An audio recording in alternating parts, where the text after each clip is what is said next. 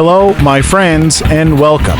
In today's video, we'll talk about one of the most absurd Russian attacks we've seen over the past year. We'll analyze both the military map and drone footage to understand how this chaotic assault unfolded and why it ended so disastrously for the Russian army. Let's begin. In the Pokrovsk-Druzhkivka direction, Russian forces attempted to attack the village of Vladimyrivka from two sides, the east and the south. Their goal was simple but foolish: to capture the settlement and cut off Ukrainian troops, creating a small pocket to trap them. But as the footage shows, things went completely wrong. At first, Russia sent in motorcycles and small infantry groups, a reckless move. They were immediately spotted by Ukrainian reconnaissance drones and destroyed almost instantly. The video shows a so-called Ghost Rider, a Russian soldier on a bike, moments before he and the rest of his unit were wiped out. After that, the Russians decided to send a few infantry fighting vehicles to support the attack. Those vehicles met the same fate, taken out near the entrance to Vladimyrivka by precise Ukrainian fire. Then came the second wave, the eastern assault. Again, motorcycles led the attack, followed by a long convoy of armored vehicles moving dangerously close to one another. But here's the problem. There's a river with a destroyed bridge in that area, a bridge that has been gone for months. Somehow, Russian commanders either didn't know or didn't care. Their soldiers drove straight toward the ruins, stopped at the riverbank, and were immediately struck by Ukrainian drones. The result? Total destruction.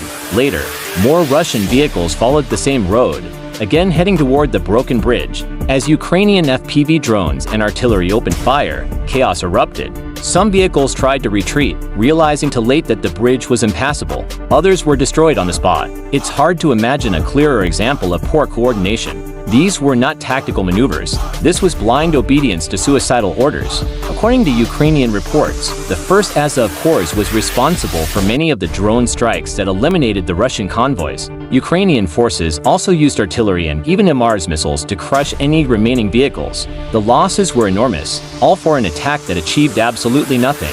For now, Vladimyrivka remains a gray zone. There may be some Russian presence on the outskirts, but Ukrainian drones dominate the area, making it impossible for them to stay long. This failed assault was part of a wider Russian attempt to counterattack in the Pokrovsk region, an effort that has proven equally disastrous elsewhere. In Mern and Lyubivka, Russian troops also tried to cross rivers under heavy fire, but again met strong resistance. Ukraine, meanwhile, continues to strike Russian logistics deep behind the front lines. Recently, the SBU conducted a successful operation using new FPV drones carrying over 100 kilograms of explosives. 10 Russian storage sites, filled with vehicles and ammunition, were destroyed in a single night. At the same time, Russia launched another wave of missile attacks on Ukraine's energy infrastructure, hitting power plants in Kyiv, Zaporizhia, Kharkiv, and other regions. Some of those strikes caused temporary blackouts, but repairs are ongoing.